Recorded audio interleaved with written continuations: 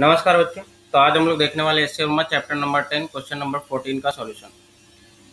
14 में क्या बोला है बेटा कि एक यूनिफॉर्म डिस्क है ना। तो पहले मैं एक यूनिफॉर्म डिस्क बना लेता हूँ यहाँ पे। ये इस तरह का यूनिफॉर्म डिस्क है, ठीक है। बोला है क्या कि रेडियस ऑफ गायरेशन जो है आ, किसी लाइन के अबाउट है ना, और वो लाइन जो है वो परपेंडिकुलर टू द डिस्क है, ठीक है। मतलब एक कोई लाइन है जो कि इस डिस्क के परपेंडिकुलर है।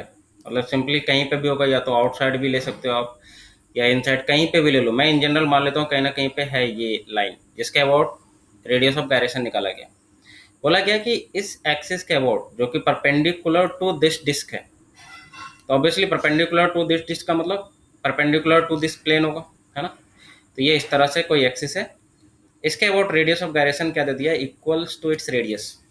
इसका मतलब बेटा रेडियस ऑफ गायरेशन को हम लोग जनरली किससे डिनोट करते हैं, के से। तो के की वैल्यू दे दी कितनी, आर की इक्वल है। और के आप लोग कैसे निकालते हैं, इसके पहले जस्ट अभी क्वेश्चन क्या था, के इज इक्वल टू कितना होता है, under root I, I about that axis divide by total mass, ऐसे ही तो निकालते हैं। तो इसकी वैल्यू दे दी है आर, ये दे दिया, के की वैल्यू आर दे दिया, ठीक है। तो आपसे पूछा है क्या, find that distance of the line from it centre. तो सेंटर से ये कुछ ना कुछ डिस्टेंस होगा ना, ये डिस्टेंस आपको बतानी है, ठीक है।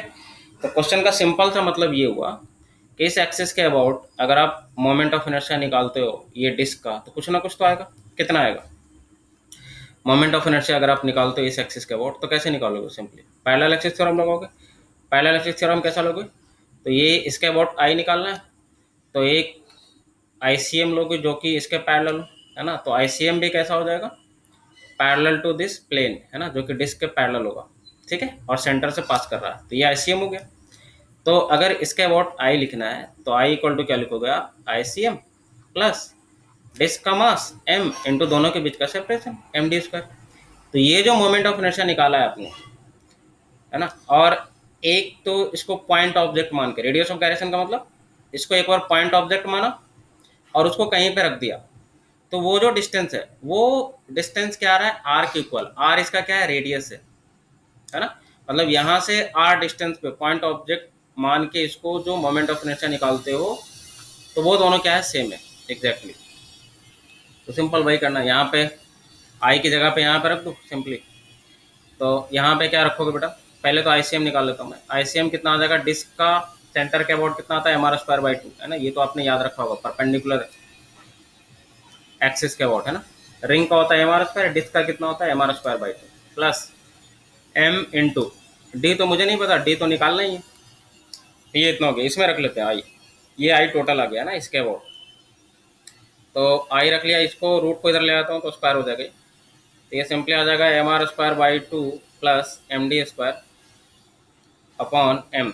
ये हो गया आई टोटल, ये हो गया नीचे एम, और रूट को इधर ले आया तो ये आर स्क्वायर हो जाएगा, ठीक है।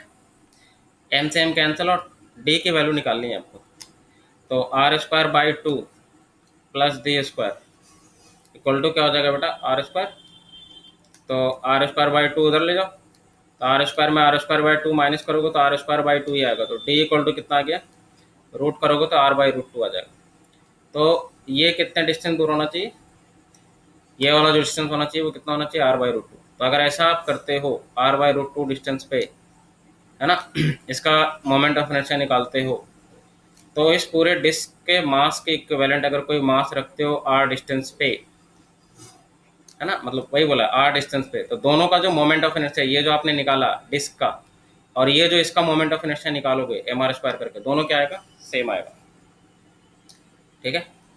तो ये हो गया क्वेश्चन नंबर 14 का सॉल्यूशन।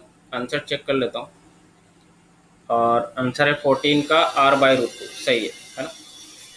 तो फिर मिलेंगे हम लोग क्वेश्चन नंबर 15 के साथ।